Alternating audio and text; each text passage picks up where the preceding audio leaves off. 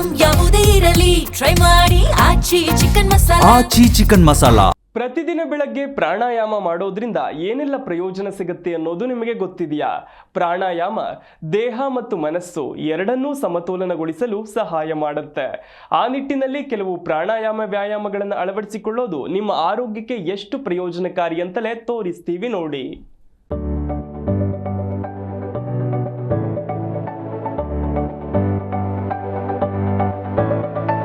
ಪ್ರಾಣಾಯಾಮವು ದೇಹ ಮತ್ತು ಮನಸ್ಸನ್ನ ಸಮತೋಲನಗೊಳಿಸಲು ಪರಿಣಾಮಕಾರಿ ಮಾರ್ಗವಾಗಿದೆ.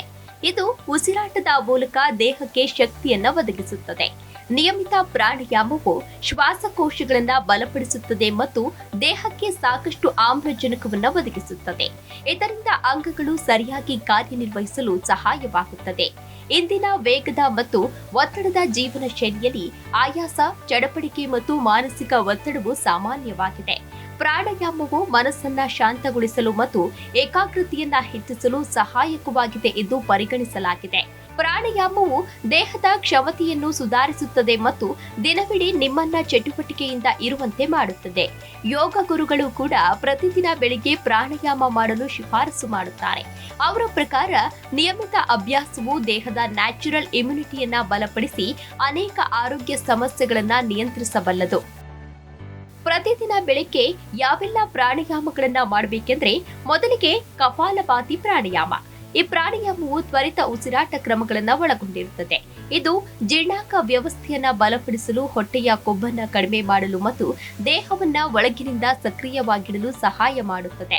ಅನುಲೋಮ ವಿಲೋಮ ಪ್ರಾಣಾಯಾಮ. ಈ ಅಭ್ಯಾಸವು 2 ಮೂಗಿನ ಹೊಳ್ಳೆಗಳ ಮೂಲಕ ಪರ್ಯಾಯವಾಗಿ ಉಸಿರನ್ನ ಒಳಗೆಳೆದುಕೊಳ್ಳುವುದು ಮತ್ತು ಹೊರಹಾಕುವುದನ್ನು ಒಳಗೊಂಡಿರುತ್ತದೆ. ಇದು ಮನಸ್ಸನ್ನ ಶಾಂತಗೊಳಿಸುತ್ತದೆ ಮತ್ತು ದೇಹದಲ್ಲಿ ಶಕ್ತಿಯ ಸಮತೋಲನವನ್ನ ಕಾಪಾಡಿಕೊಳ್ಳಲು ಸಹಾಯ ಮಾಡುತ್ತದೆ. ಭಸ್ತ್ರಿಕಾ ಪ್ರಾಣಾಯಾಮ.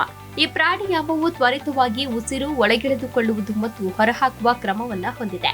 ಭಸ್ತ್ರಿಕಾ ಪ್ರಾಣಾಯಾಮದಿಂದ ಶ್ವಾಸಕೋಶ ಬಲಗೊಳ್ಳುತ್ತದೆ ಮತ್ತು ದೇಹಕ್ಕೆ ಆಮ್ಲಜನಕದ ಪೂರೈಕೆ ಸುಧಾರಿಸುತ್ತದೆ. ಭ್ರಮರಿ ಪ್ರಾಣಾಯಾಮ.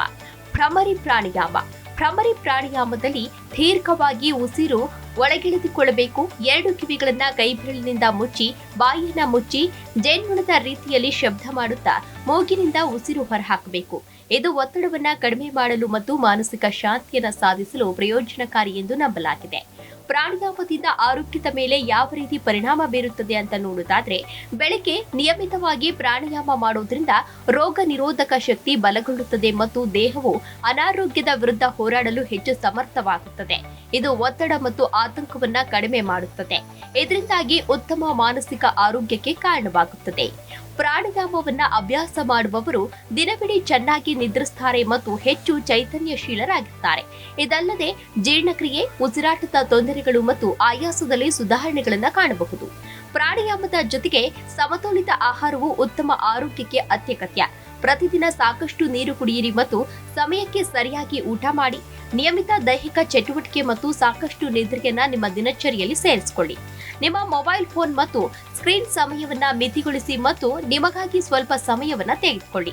ಈ ಅಭ್ಯಾಸಗಳ ಜೊತೆಗೆ ಪ್ರಾಣಾಯಾಮವನ್ನ ಅಭ್ಯಾಸ ಮಾಡೋದ್ರಿಂದ ದೇಹ ಮತ್ತು ಮನಸ್ಸು ಎರಡನ್ನೂ ಆರೋಗ್ಯಕರವಾಗಿ ಇರಿಸಬಹುದು. Desk bureau, G Kannada news, Bengaluru.